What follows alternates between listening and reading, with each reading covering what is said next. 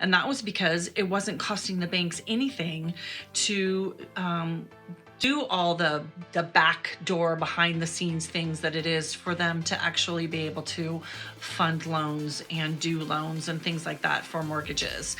And so that's why we could enjoy interest rates of 2% and 3%. And actually, I think we got in the like mid twos, between 2.5% and 3%. And that's because the banks got all that money. They didn't have to, they weren't paying for it on the backside. And then inflation started to get a little out of control, or the feds thought it was getting a little out of control. And so they decided it was time to start having it cost something.